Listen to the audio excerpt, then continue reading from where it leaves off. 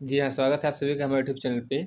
आज हम आपको द इंस्टीट्यूशन ऑफ इंजीनियर्स जिसे शॉर्टकट में आईआई बोलते हैं, उसका हेडक्वार्टर जो है कि कोलकाता में है, उसके बारे में 2 सुझाव हम देंगे क्योंकि इस समय वो कुछ समस्याओं से जूझ रहा है। सुझाव तभी दिए जाते हैं जब कोई समस्या होती है था उसका काफ़ी समय से उसका सॉल्यूशन ना निकल रहा हो। तो हम काफ़ी दिनों से इस पे हम वीडियो बना रहे हैं, तो उसके बारे में मेरे 2 राय हैं जो आप आगे देखिए। आप कैसा राय लगे आप उसे प्रेसिडेंट और एसडीजी या जो वहाँ के हेडक्वार्टर उन्हें तक पहुँचाइए। हालाँकि हमने इसके बारे में काउंसिल मेंबर्स को मेल कर रखे हैं स्टेट लेवल पे काफ़ी और लोकल सेंटर को भी। फिर भी क्या है आप जान लीजिए क्योंकि आने वाले समय में एमआई रिकॉग्निशन को लेकर काफ़ी समस्या चल रही है। आगे बच्चे फिजिकल प्रोटेस्ट करेंगे तो उसमें क्या होगा इन सुझावों का जो है कि कुछ जो कि सबको सलाह मिल सकेगी और वो आगे सुझाव दे सकेंगे। चलिए आगे शुरू करते हैं वीडियो को। सबसे पहले बता दूँ जो एआईसीटी था जो एआईसीटी के एक्ट है उसमें क्लेज 3-4 में जो होता है प्रोफेसर सोसाइटी लिस्टेड होती थी। ओके, तो जब एआईसीटी के एक्ट था उस एआईसीटी के एक्ट में जो है कि 1987 का जो एआईसीटी का एक्ट है उसकी इस क्लेज में जो है कि आईआई परमानेंट जो है कि मेंबर था। बट 2013 में उसे क्या हुआ उसे हटा दिया गया, मतलब उसका नाम नहीं है। अदर अदर रोटेशन में ईयर वाइज चेंज होते हैं बट आईआई का नाम नहीं आ रहा है। ध्यान समझ लीजिए जब आप पीडीएफ डाउनलोड करेंगे एआईसीटी एक्ट का डाउनलोड करेंगे तो उसमें क्या होता था आई जो है एक परमानेंट मेंबर प्रोफेसर सोसाइटी के रूप में था। जो सेक्शन का क्लेज क्या बोलता था 4 member to be appointed by central government to represent the professor body in field of technical and management education. Okay, three three appointed जो 2015 के बाद अपॉइंट किए गए ओनली 3 किए गए हैं, एक वैकेंट है। ओके, तो ये आईआई बहुत परमानेंट था, एआईसीटी ने क्यों निकाल दिया है। ओके, सबसे बड़ी बातें हैं इस पे हमने पूरा वीडियो बना रखा है कैसे क्या है। ओके, इसके बारे में हमारा सुझाव है कि क्या करना चाहिए इस समय आईआई को। तो सबसे पहली बात क्या है कि जो है कि अगर इस समय पहले क्या था जब एआईसीटी का एक्ट नहीं बना था, एआईसीटी की कमेटी बनी थी 1945 में। पहले क्या थी एआईसीटी एक्ट नहीं था, एआईसीटी कमेटी थी। उस कमेटी में क्या होता था उस कमेटी के द्वारा टेक्निकल वर्क होता था।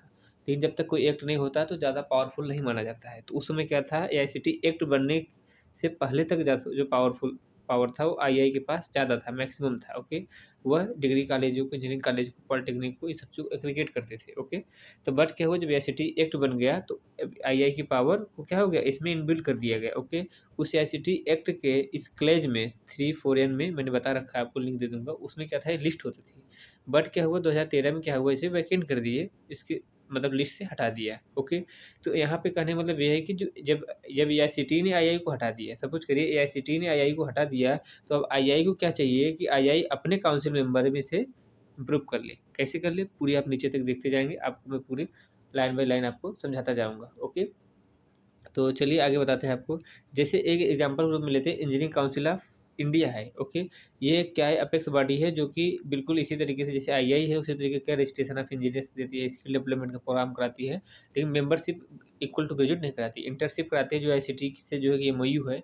ओके, तो इसका क्या काम है इन्होंने जो है कि नेशनल प्रोफेंसी इवैल्यूएशन टेस्ट भी कराती है। तो इन्होंने क्या कर रखा है अपने जो होता है जब कोई सोसाइटी बनती है उसमें क्या था कमेटी होती है कि कितने लोग मेंबर रहेंगे, उसमें क्या है गवर्नमेंट डिपार्टमेंट को भी शॉर्ट लिस्ट किया हुआ है। इसने क्या किया ये जो सोसाइटी है मान लीजिए 33 अलग अलग सोसाइटी हैं, उस मेंबर में क्या है गवर्नमेंट बॉडीज को भी किया हुआ है, जैसे नीति आयोग, आईसीटी, फिर सीपीडब्ल्यूडी, डिपार्टमेंट ऑफ कॉमर्स और साइंस एंड टेक्नोलॉजी, सब चीज़ों को क्या है वो इनबिल्ट किया हुआ है। इसी तरीके से आईआई को भी अपना बायलॉज को क्या करना चाहिए चेंज करना चाहिए, क्योंकि इसमें क्या होता है कोई गवर्नमेंट डिपार्टमेंट पर्सन नहीं रहते हैं। आप अगर नेट पे डालेंगे तो आईआई बायलॉज एंड रेगुलेशन इस पे जो है कि अभी न्यू अपडेट हुआ है जो 1 अक्टूबर 2020 से इफेक्टिव में है। इसका पूरा पीडीएफ आपको मिल जाएगा नेट पे, गूगल पे आप डालेंगे। तो इसमें क्या है अभी कोई जो काउंसिल मेंबर्स होते हैं उसमें आईसीटी को नहीं लिया है। समय बदलता रहता है, कभी बड़े जो होता है ना कभी नाव गाड़ी पे कभी गाड़ी नाव पे होता है, कहानी आप सुने होंगे। तो वही चीज़ है कि जब कभी आईआई आईसीटी के एक्ट के अंदर में था, अभी आईसीटी अगर हटा दिया है तो आईआई को चाहिए कि इसको इसके अंदर ले ले। ओके, इससे क्या होगा कि अच्छा रहेगा। ऐसा क्या हो सकता है बहुत इजीली हो जाएगा। आप आईसीटी सॉरी आईआई की अगर आप एनुअल रिपोर्ट देखें चाहे 2016-17 का देखिए या 17-18 का देखिए या 18-19 का देखिए, उसमें जो है कि आईआई बहुत योगदान देता है। इंस्टीट्यूट ऑफ इंजीनियर्स क्या होता है अलग-अलग तरीके से काफ़ी फीडबैक देता है। जैसे मान लीजिए आपको दिखा दूँ ministry of human resource development में, काउंसिल ऑफ आर्किटेक्चर में, board of practical training eastern area में और जो होता है central advisory board of education में काफ़ी सपोर्ट देता है, काफ़ी कंसल्ट करता है, पॉलिसी बनवाता है। ओके, उस तरीके से मिनिस्ट्री ऑफ क्या है एजुकेशन, मिनिस्ट्री ऑफ लेबर हो गया, अर्बन हो गया, इस तरीके से क्या अलग-अलग मिनिस्ट्री में काफ़ी ये क्या होता है सहयोग देते हैं, इसलिए इसकी क्या पकड़ बहुत अच्छी है। जैसे आईआई को क्या चाहिए कि आईआई को अपने काउंसिल में इन सबको ले ले। ओके, जैसे licensing board of electrical vehicle इस तरीके का काफ़ी अलग-अलग है। आप जो कि बीटी बोर्ड उत्तर प्रदेश का देख लीजिए। इस तरीके से क्या है, ब्यूरो ऑफ इंडिया स्टैंडर्ड है। तो इन सब में क्या होता है, आईआई क्या देता है, फीडबैक देता है, तो इन सबको क्या करे, अपना मेंबर बना ले, ना कि सलाह देना देते रहे हो, बात अलग होगा। अब क्या है, आईआई अपने काउंसिल मेंबर में इन सबको लिस्ट बना ले। उसी तरीके से आप आगे देखेंगे एनुअल रिपोर्ट 17-18 का, उसमें भी ये काफ़ी सपोर्ट किया है कई मंत्रालय को। आप देख सकते हैं एमएचआरडी है, मिनिस्ट्री लेबर है, अर्बन एम्प्लॉयमेंट है, नेशनल इम्पोर्टेंस इंस्टीट्यूट्स है, फिर अलग-अलग स्टेट की गवर्नमेंट संस्थाएँ हैं। इस तरीके की संस्था क्या है, अगर इम्प्रूव करने के लिए सहयोग देते हैं तो उन्हें अपना मेंबर बना सकते हैं। ओके? इस तरीके से क्या हो, बायोलॉज में इस तरीके से आप 18-19 का भी देखेंगे एनुअल रिपोर्ट, तो काफ़ी चीज़ें मिल जाएँगी। तो मेरा है कहने का मतलब क्या है, आईआई अपने जो कि काउंसिल मेंबरशिप में, मैंने इसीलिए हेडिंग इसका रखा हुआ है, ध्यान से देखिए, II composition for council membership with ICT. ICT को अलग-अलग मंत्रालयों को भी सपोर्ट लेकर के अपने बायोलॉज को थोड़ा इम्प्रूव करे। तो उससे क्या होगा कि थोड़ी इसकी पकड़ और मजबूत हो जाएगी। ओके? तो दूसरों से सीखे और इस चीज़ को करे। पहला मेरा फीडबैक ये है कि जब एआईसीटी अगर अपनी लिस्ट से निकाल दी है, तो एआईसीटी को अपना मेंबर बना ले। ओके? समझदारी इस समय ये है। ओके?